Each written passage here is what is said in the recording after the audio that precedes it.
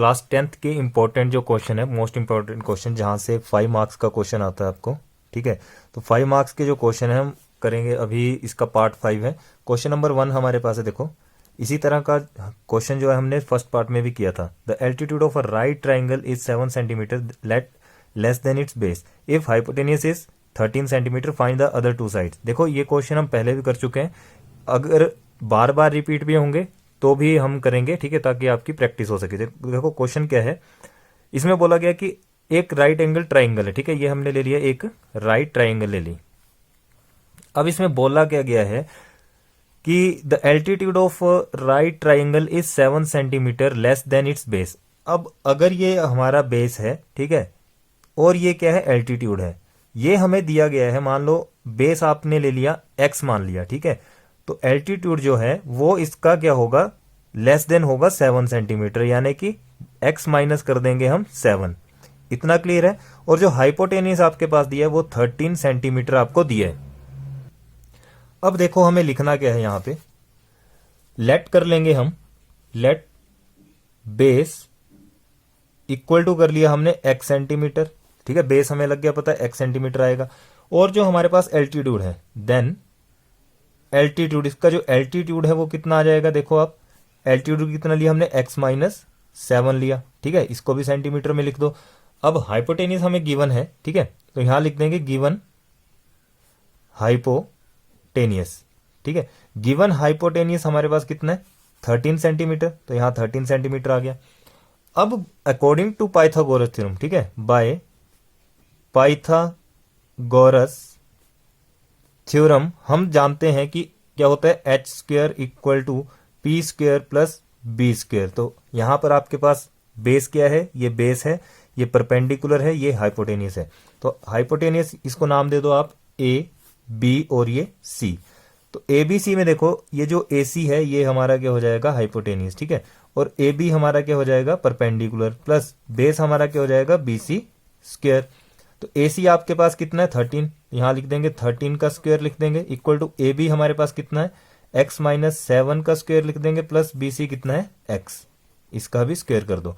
13 का स्क्वायर होता है 169, इक्वल टू यहां पर कितना आ गया, यहां लगा देंगे ए माइनस बी होल स्क्वायर, तो x square plus 49 minus 14 x, ठीक है, प्लस यहां पर है एक्स स्क्वायर। अब देखो ये एक्स स्क्वायर और ये एक्स स्क्वायर दोनों आपस में प्लस हो जाएंगे, तो 169 इक्वल टू कितना आ गया, 2x square plus 49 minus 14x equal, अच्छा यहां पर आप देखो इस 169 को आप इस तरफ भेज दो, ठीक है, तो क्या हो जाएगा, देखो यहां 0 आ जाएगा, 2x स्क्वायर, यहां इसको ले आओ माइनस 14x प्लस 49 माइनस 169, क्योंकि यहां प्लस था वहां जाके माइनस हो जाएगा। तो 0 इक्वल टू कितना आ गया, 2x स्क्वेयर है माइनस 14x है, इन दोनों को क्या कर, अच्छा यहाँ पर ना 14 है, ठीक है, यहाँ 14 है, 49 है, ये 49 और 169 को आप क्या करो, माइनस कर लो, तो कितना आ जाएगा, देखो 2x स्क्वेयर माइनस 14x, यहां आ जाएगा माइनस का 120। अब 120 आ गया, यहां से आप क्या करो, 2 कॉमन निकालो, 2 कॉमन लिया, कितना बचा, X square minus 7x minus 60 equal to यहां पर 0 है, ठीक है। अब आप चाहो तो इस इक्वेशन को कैसे लिख सकते हो कि 2, देखो एक चीज देखो, यहां पे इस 2 को यहां भेज दो तो 0 बन जाएगा, यानी कि ये आ गया आपके पास 0 equal to X square minus 7x minus 60, ठीक है, ये इक्वेशन आ गई। अगर ये इक्वेशन आपके पास आ चुकी है तो यहां हम क्या करेंगे, देखो इसे आप इस तरह से लिख सकते हो, X square minus 7x minus 60 equal to 0, ठीक है। अब यहां 60 है, यहां क्या है, 1 है, इसके आगे मान लो 1 है, ठीक है, तो 60 और 1 को मल्टीप्लाई करेंगे, यहां पर हम क्या करेंगे, अब इसके फैक्टर करेंगे, ठीक है। फैक्टर करने पे यहां पर तो आ रहा है 60 आपके पास। अब ये 60 बना कैसे होगा वो हम चेक करेंगे, ठीक है। तो आपको पता है कि 12 इंटू 5 करेंगे तो 60 आएगा, ठीक है, 12 को हमने क्या किया, इंटू 5 किया तो 60 आया। अब हमें चाहिए कि ये माइनस 7 कैसे बने, तो माइनस 7 यहां लिख लो। तो अगर मैं 12 में माइनस 5 करता हूं तो कितना आएगा, वो प्लस का 7 आएगा, लेकिन यहां माइनस 5 प्लस माइनस 12 प्लस 5 करें तो कितना आएगा, माइनस का 7 आएगा, ठीक है। तो फैक्टर क्या आ गए, X square minus 12x plus 5x -7 equal to 0, sorry -60 equal to 0। अब यहां से क्या हो गया, ये फैक्टर एक पेयर ये बन गया, एक पेयर ये बन गया। यहां से x क्या आ जाएगा कॉमन, ठीक है, यहां आ जाएगा x -12। अब सेम चीज यहां पर है, सेम चीज यहां पर लिख दो और इक्वल टू 0 कर दो। अब बीच में क्या आएगा ये चेक कर लेंगे, तो यहां पर +5 है तो +5 लिख दो। अब अगर आप इसको दोबारा सोल्व करोगे तो यही मिलेगा, ठीक है। तो यहां से एक फैक्टर तो बन गया ये x +5 और दूसरा बन गया x -12 इक्वल टू कर दो 0 के बराबर। अब x +5 को हम लिख देंगे इक्वल टू 0 एंड x -12 लिख देंगे इक्वल टू 0। यहां से x इक्वल टू कितना आ गया -5 और x इक्वल टू कितना आ गया, यहां से वहां जाके 12 प्लस में बदल जाएगा। तो x की वैल्यू -5 में तो हो जाएगी नेग्लेक्ट, ठीक है, कैंसिल आउट हो जाएगी, बचेगा क्या x इक्वल टू 12। तो हमारा आंसर कितना आ गया, देखो देयरफॉर बेस आ गया हमारे पास इक्वल टू 12 सेंटीमीटर और एल्टीट्यूड कितना आ जाएगा, एल्टीट्यूड क्या है हमारे पास जो हमने ली थी वैल्यू x -7 ली थी, तो x -7 के प्लेस में हम क्या लिख देंगे, x के प्लेस में 12 और ये -7 किया तो कितना आ गया 5 सेंटीमीटर, यानी कि बेस आ गया 12 सेंटीमीटर और हाइट आ गई इसकी 5 सेंटीमीटर। तो क्वेश्चन नंबर 1 कंप्लीट। अब देखते हैं इसका सेकंड क्वेश्चन। ये जो क्वेश्चन आया था आपको, ये आया था एक्सरसाइज 4.2 से, ठीक है, 4.2 से। देखो सेकंड क्वेश्चन क्या दिया हमारे पास, the angle of elevation of top of the building from the foot of the tower is 30 degree. देखो बोला क्या गया था, angle of elevation of the top of the building, ठीक है, टॉप ऑफ द बिल्डिंग। मान लो ये आपके पास क्या है, बिल्डिंग है, ठीक है, ये हमने ले ली building. From the foot of the tower is 30 degree and the angle of elevation of the top of the tower from the foot of the building is 60 degree. अब देखो यहां पर मैंने एक बिल्डिंग भी ले ली। अब बिल्डिंग क्या करो आप, सॉरी एक बिल्डिंग है और ये टावर है, ठीक है। टावर यहां पर आपने क्या दिखाना है, छोटा, क्योंकि if the tower is 50 metre high, tower क्या 50 मीटर हाई है, ठीक है। यहां पर दिया आपके पास ये टावर 50 मीटर, ये है टावर और ये है बिल्डिंग, ठीक है, ये टावर है और ये बिल्डिंग है, इतना समझो। और इनके बीच का जो ये क्या आ गया, डिस्टेंस आ गया, फुट है। अब देखो यहां बोला गया the angle of elevation of the top of the building, top of the building from the foot of the tower is 30 degree, यानी कि टॉप से इसके फुट ऑफ द टावर के, ठीक है, बिल्डिंग का टॉप और फुट किसका आ गया, टावर का, वो दिया है आपको 30 डिग्री, ये है एंगल ऑफ एलिवेशन। और टावर का टॉप और बिल्डिंग का फुट ये दिया है आपको 60 डिग्री, ठीक है, ये दिया है 60 डिग्री, तो यहां लिख लो 60 डिग्री। इतना क्लियर है। अब इसको हम नाम देंगे, नाम कैसे देंगे, ए बी और ये आ गया सी, साथ में यहां पर आ गया डी और ये आ गया ई। हमें निकालना है बिल्डिंग की हाइट को। देखो बिल्कुल सिंपल क्वेश्चन है, क्या करेंगे हम, कैसे करेंगे, देखो इसको यहां पर है A B C D E, ठीक है, तो ट्राइंगल कौन सा ले लो आप, ए बी और डी। सबसे पहले ले लो टावर वाला ए बी डी। अब टावर का जो एंगल है हमारा वो 60 डिग्री है, ठीक है, टावर का एंगल 60 डिग्री है। तो सॉल्यूशन में क्या आ जाएगा, in triangle A B D, ठीक है, कौन सा ट्राइंगल लिया, ए बी डी लिया। अब ए बी डी में देखो ये आपके पास बेस है, ठीक है, और ये आपके पास क्या है, परपेंडिकुलर है और ये हाइपोटेनियस है। यहां हमें निकालना क्या है, बेस निकाल लेंगे हम, ठीक है। तो बेस कैसे निकलेगा, सबसे पहले बेस चेक करेंगे। तो पी अगर पी अपॉन बी करें, ठीक है, तो क्या लिखेंगे हम, पंडित बद्री प्रसाद हर हर भोले, यहां पर क्या आ जाएगा, साइन कोस टेन, ठीक है। तो टेन क्या होता है, पी अपॉन बी, यहां लिख देंगे हम tan theta equal to P upon B equal to, अब परपेंडिकुलर क्या है, ए बी, ठीक है, और बी डी क्या है, बेस है, बेस आ गया बी डी। अब टेन थीटा आपके पास है 60 डिग्री, यहां से ले लो tangent 60 degree equal to perpendicular upon base, यानी कि ए बी की वैल्यू कितनी है, 50 मीटर है, और बी डी की वैल्यू कितनी है, ये हमें निकालनी है, ठीक है। अब tan 60 याद रखना कि √3 होता है, √3 √3 50 अपॉन बी डी, ठीक है, क्रॉस मल्टीप्लाई करेंगे तो बी डी के साथ क्या आ जाएगा, √3 इक्वल टू हो जाएगा 50। अब बी डी को आप निकाल सकते हो, B D equal to 50 upon √3 कर देंगे, ठीक है, 50 अपॉन √3 मीटर आ गया, इसे आप इतना ही छोड़ दो, ठीक है। अब क्या करो, अब दूसरी ट्राइंगल निकाल लो, कौन सी, इन ट्राइंगल, देखो दूसरी ट्राइंगल क्या है, ई बी और ये डी, ई बी और D in triangle, now in triangle E B और डी। तो ई बी डी में क्या है, ये हमें निकालनी है बिल्डिंग की हाइट। तो परपेंडिकुलर अपॉन क्या हो जाएगा, बेस। दोबारा से यहां ले लो tan थीटा आ जाएगा equal to perpendicular upon base equal to perpendicular है ई डी। ठीक है, तो ई डी लिख लो, अपॉन में बेस कितना है बी डी। ठीक है, अब देखो यहाँ पे tan, अब हमारे पास कितना है, tan थीटा यहाँ पर है 30 डिग्री। ठीक है, 30 degree equal to E D कितना है, ई डी की वैल्यू ई डी लिख दो, अपॉन में बी डी कितना है, अभी निकाला हमने 50 अपॉन √3। तो यहां लिख देंगे 50 अपॉन में √3। अब क्या कर सकते हैं, इसको हम कैसे लिख सकते हैं, देखो इस डीई को हम लिख सकते हैं, या फिर ईडी को हम लिख सकते हैं क्या, ईडी √3 अपॉन में 50, यानी कि √3 ऊपर चला गया। ठीक है, अब tan 30 की वैल्यू होती है हमारी 1 अपॉन √3, 1 अपॉन √3 होगा, यहां पर ईडी निकल जाएगा, ईडी अपॉन में कितना आ जाएगा, देखो ईडी अपॉन में ईडी √3 यहां पर है ना। ठीक है, तो यहां देखो, यहां क्या आ जाएगा आपके पास, ईडी अपॉन में 50 हम कर देंगे। ठीक है, और ये जो √3 है, ध्यान से देखना क्या करेंगे हम, यहां पर आएगा √3 अपॉन में 50। ठीक है, अब देखो क्रॉस मल्टीप्लाई कर लो, क्रॉस मल्टीप्लाई करने का मतलब है इस 50 को हम यहां भेज देंगे, 50 अपॉन में √3 रखो। ठीक है, और इक्वल टू में क्या है, ई डी √3। अब एक चीज ध्यान से देखो, यहां पे ये जो 50 अपॉन √3 है, ठीक है, और ये ईडी √3 है हमारे पास। अगर हम चाहे तो इस √3 को यहां भेज सकते हैं। ठीक है, तो कितना आ जाएगा, देखो मैं इसको इक्वेशन को इस तरह से लिख रहा हूं, ईडी √3 इक्वल टू 50 अपॉन √3। ठीक है, तो ईडी को अकेला छोड़ दो, और 50 अपॉन √3 यहां पर है, और ये वाला √3 यहां के मल्टीप्लाई हो जाएगा नीचे।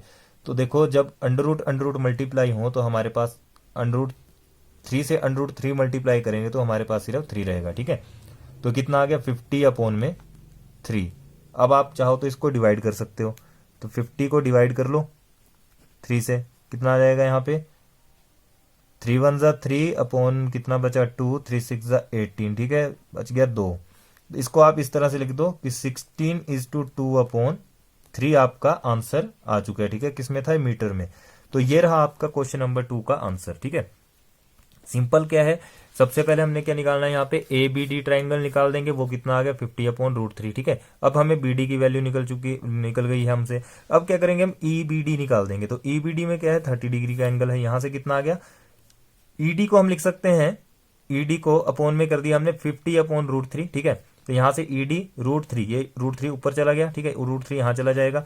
तो अब क्या करेंगे, tan 30 हमारे पास 1 अपॉन √3 होगा इक्वल टू ईडी √3 अपॉन 50 करेंगे, और साथ में यहां पर क्या करेंगे, अब देखो हमने सिंपल क्या किया, ये जो 50 था यहां भेज दिया। ठीक है, क्रॉस मल्टीप्लाई कर दिया और 50 अपॉन √3 कर दिया, ईडी √3 को एक जगह रखा। ठीक है, फिर हमने इसको घुमा के लिख दिया, अब चाहो तो यहां से भी कर सकते थे।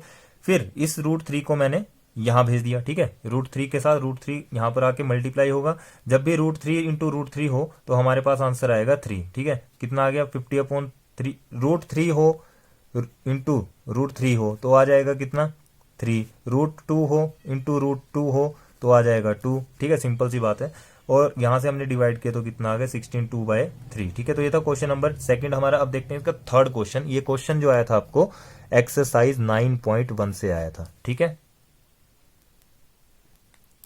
क्वेश्चन नंबर 3 हमारे पास है, the solid is in the shape of cone standing on a hemisphere. देखो एक सॉलिड है, यहां सॉल्यूशन कर रहे हैं हम इसका। एक सॉलिड है जो किसके ऊपर खड़ा हुआ है, देखो solid is in the shape of cone, एक सॉलिड है कोन की शेप में, वो किसके ऊपर है, हेमिस्फीयर के ऊपर। ठीक है, तो ये लिया हमने, एक हेमिस्फीयर बना दिया। ठीक है, ये हेमिस्फीयर ले लिया। अब इस हेमिस्फीयर में बोला गया है कि एक जो है कोन स्टैंड किया गया है। ठीक है, ये हमने कोन बना लिया। ठीक है, ये हमने एक कोन तैयार कर लिया। अब देखो इसमें बोला गया विद बोथ देयर रेडियाई, यानी रेडियाई का मतलब हुआ अगर एक रेडियस है। ठीक है, एक रेडियस है तो हम बोलेंगे रेडियस है, अगर एक से ज्यादा रेडियस हो जाए तो उसको हम बोलते हैं radii. Being equal to 1 centimetre, इसकी रेडियस और कोन की रेडियस और हेमिस्फीयर की रेडियस, दोनों की रेडियस कितनी है, 1 सेंटीमीटर है।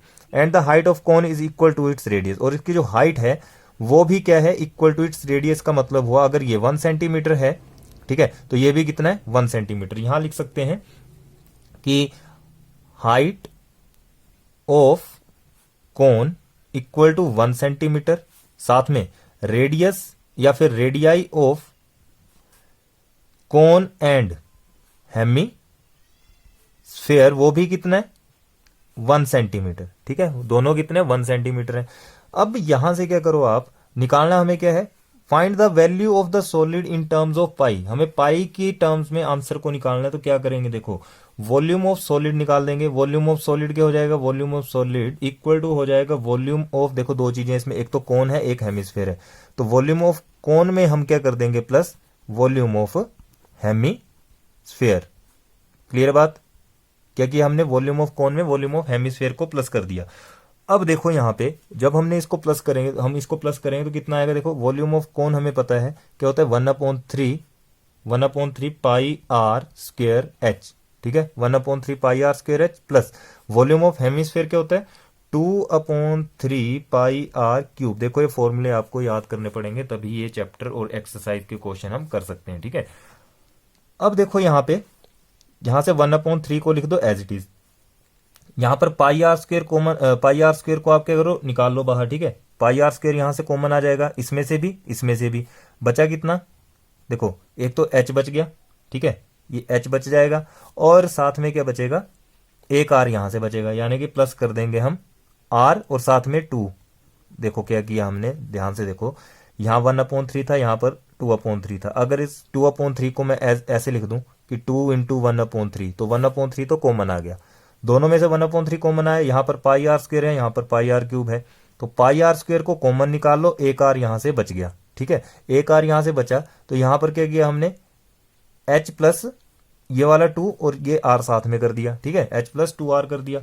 अब क्या करेंगे, वैल्यू पुट करेंगे, 1/3 पाई को पाई रखो, आर की वैल्यू, आर हमारे पास कितना है 1, तो 1 इंटू 1 आ जाएगा, हाइट कितनी है 1 प्लस 2 इंटू 1, क्योंकि आर 1 है और ये 2 है, तो 1/3 इंटू पाई इंटू यहां पर कितना आएगा 1 इंटू, इसको करेंगे तो 2 1 ज़ा 2 प्लस 1 3, तो 3 से ये 3 कैंसिल हुआ और पाई इंटू 1 कितना हो गया, पाई सेंटीमीटर क्यूब आंसर। देखो कितना इजी क्वेश्चन आया था।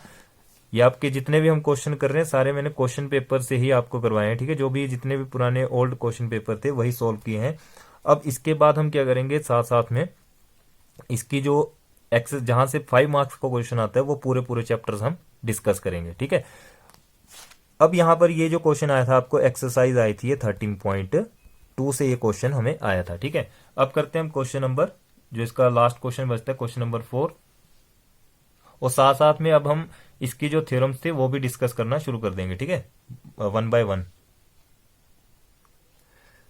नेक्स्ट क्वेश्चन है हमारा क्वेश्चन नंबर 4। क्वेश्चन नंबर 4 में क्या दिया है, देखो क्लास इंटरवल आपके पास गिवन है 0 से 20, 20 से 40, 40 से 60, 60 से 80 अप टू 120 तक।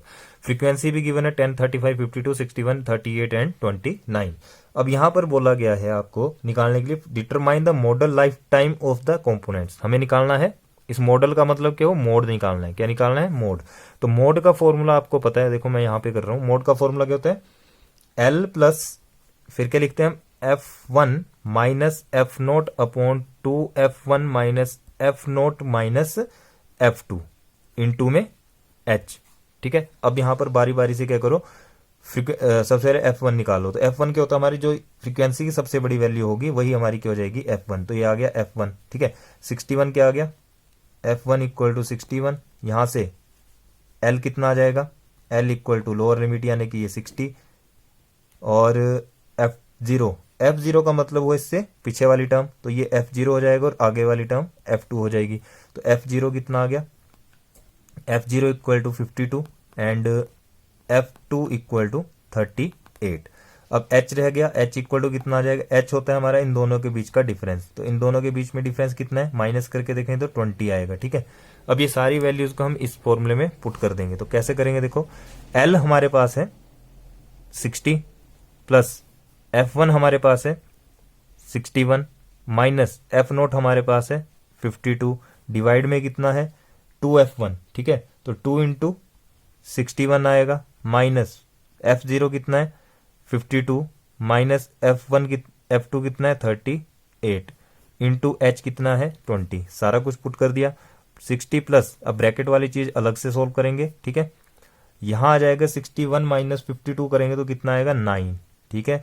61 और 32 को मल्टीप्लाई करके कितना आ जाएगा, यहां पर इसको पूरे को सोल्व करेंगे हम तो यहां आ जाएगा आपके पास टोटल सोल्व करके आएगा ये देखो 61 को 2 से करेंगे तो 2 1 ज़ा 2 6 2 ज़ा 12 माइनस यहां पर ये दोनों के हो जाएंगे प्लस, तो 38 और 52 को प्लस कर देंगे कितना आ गया 90, ठीक है, ये आ गया 90 और इंटू 20, तो 60 प्लस 9 अपॉन कितना आ रहा है ये, इसको माइनस करेंगे तो 32 आ जाएगा, ठीक है, और इंटू कर देंगे 20। इतना क्लियर है। अब इसके साथ कुछ मत करना, पहले इसी को सॉल्व कर लेना, ठीक है, यही सॉल्व कर लेंगे उसके बाद हम यहां पे आएंगे। अब करेंगे क्या, देखो सिंपल सी बात है, अगर हम चाहें तो इसको पहले सॉल्व कर सकते हैं ना, कितना आ जाएगा 9 2 ज़ा, या फिर इसको सिंपली कट कर लेंगे, देखो काटेंगे इसको तो कितना आएगा ये,